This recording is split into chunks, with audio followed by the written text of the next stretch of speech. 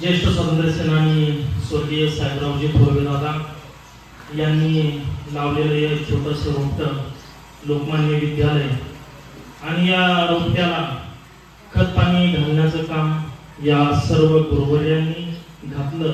ते तुमचेही गुरुवर्य आहेत, माझे आहेत आणि आपण जे सर्वजण समोर बसलेले आहात ते 91-92चे विद्यार्थी आहात आणि 91ला माझा जन्मच नव्हता, माझा 92ला होता.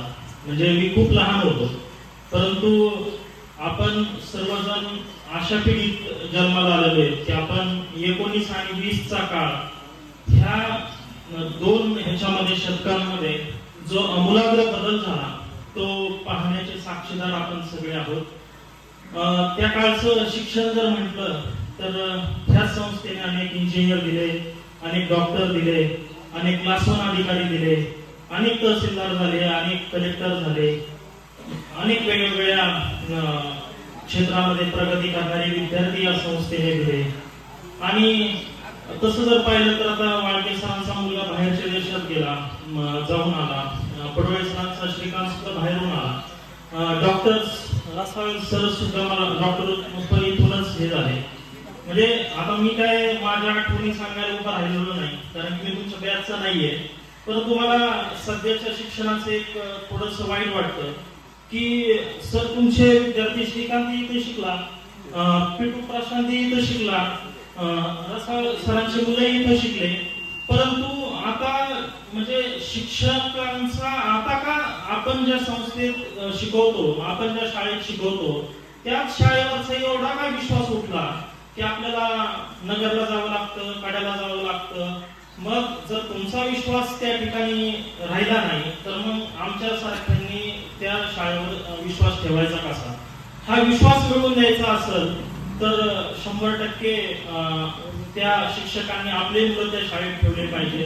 आणि मी सुरुवातीला सांगितलं की एवढे मोठे अधिकारी दिले, माझे चुलते इंजिनियर होते सुभाष थोरवे, ते टॉपर होते, एवढे मोठे इंजिनियर होते. मला वाटतं कुंटेपळ साठवण सुद्धा त्यांनीच बसवला.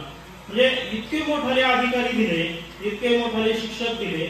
मग आता थोडस कुठेतरी आपण प्रायश्चित्त करण्याची गरज आहे आणि बोलण्यासारखं खूप काय आहे, अनेक आठवणी आहेत. पण सर मी आता बोलणार नाही, आमचं सेपरेट एकदा कार्यक्रम घेऊ.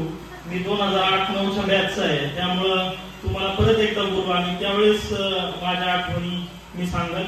परंतु ही संस्था जेव्हापासून उभा राहिली तेव्हापासून आपल्याला आता मध्यंतरी वाटलं होतं दादांनी सगळी तयारी सुद्धा केली, आपल्याला नवीन बिल्डिंग बघायला भेटली असती, परंतु खुंटेफळ साठवण तलाव समोर आल्यामुळं तेही कुठंतरी आपल्याला कुणीतरी सांगितलं की बाबा बिल्डिंग तीच राहिली, तर ती बिल्डिंग सुद्धा बदलली असती. आणि मी अनेक वेळा विचार केला की धोंडे साहेबांच्या पाठीमागून अनेक संस्था या तालुक्यांमध्ये निर्माण झाल्या, खूप मोठं जाळं तयार झालं. दादांचं का झालं नसेल की ज्यांनी सुरुवातीच्या काळामध्ये संस्थेची स्थापना केली, परंतु दादा असतील किंवा बांदल असतील यांचे हेतू जे होते ते गरज, ज्या ठिकाणी गरज होती अशा ठिकाणी त्यांनी त्या संस्था निर्माण केल्या. त्याच्या पलीकडे त्यांचा कुठलाही त्या काळामध्ये तरी मला वाटतं राजकीय हेतूही नसावा आणि व्यवसायही नसावा. परंतु सर आता मी पुण्याला राहतो आणि तुमच्या माहितीच तो सांगतो की मी IT कंपनीत जॉबला पण आहे.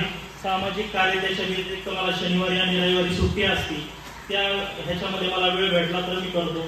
परंतु सर एक गोष्ट अशी आहे की आता लहान मुलगा नर्सरीमध्ये किंवा त्या ठिकाणी बालवाडी जरी टाकायचं म्हटलं पुण्यासारख्या ठिकाणी तर 50,000 रुपये 30,000 रुपये फी आहे. सर मी सुद्धा ह्या शाळेमध्ये शिकलो, 5वी ते 10वी आम्हाला 3,000ही खर्च झाला नसेल, परंतु आजकाल एवढा खर्च लागतोय आणि शिक्षणही तेच भेटतंय. शेवटी वेगळं काय भेटतंय म्हणजे शिक्षणात ह्याच्यात इंजिनिअरिंग डॉक्टर हे तर सगळं सेमच राहिले. मग एवढा खर्च म्हणजे आता 10वीला जर 10वी पर्यंत शिक्षण जर आत्ताच्या पिढीने तुमच्याच मुलांचं करायचं म्हटलं तर आता जवळपास 10 लाख रुपये लागतील 10वी पर्यंत शिक्षण पूर्ण करायला. लाख रुपये वर्षाच्या फी झाल्यात, त्यांना न्यायला आणायला गाड्या झाल्यात. तर हे कुठेतरी थांबलं पाहिजे. सगळ्यांची परिस्थिती नसते आणि ज्यांची परिस्थिती असते ते विद्यार्थी घेऊन जातात कड्याला, नगरला, लातूरला, इकडं तिकडं, परंतु ज्यांची परिस्थिती नसते त्यांच्यावर कुठेतरी अशी परिस्थिती येते की बाबा म्हणजे काहीही करू शकत नाही. तर ह्याही गोष्टी कुठेतरी थांबल्या पाहिजेत. आपण आता मोकळे झालेले आहेत सर सगळे, याच्यावरती कुठंतरी आपण आवाज उठवला पाहिजे. आणि हीच अपेक्षा मी तुमच्याकडून करतो. एक सामाजिक कार्य करत असताना आपल्याकडनं हीच अपेक्षा करतो.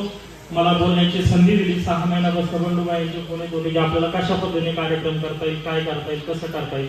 आपण लांबून आलेल्यांचाही सगळ्यांचा सत्कार केला, परंतु बंडूबाई व्यतिरिक्त अजून कोणी असतील 2-3 मला वाटतं हा कार्यक्रम आयोजित केला. त्याला खूप कष्ट घ्यावं लागतं. एवढं सहजासहजी ते मॅनेज करणं हे एवढं सोपं नसतं. सगळ्यांनी एकत्र आणणं, त्यांचा सुद्धा 2-3 सत्कार मी शेवटी मला वाटतं तुमच्या हस्ते सर करावा अशी मी विनंती करतो. बंडूभाई आणि अजून कोण असतील ते समोर यावं.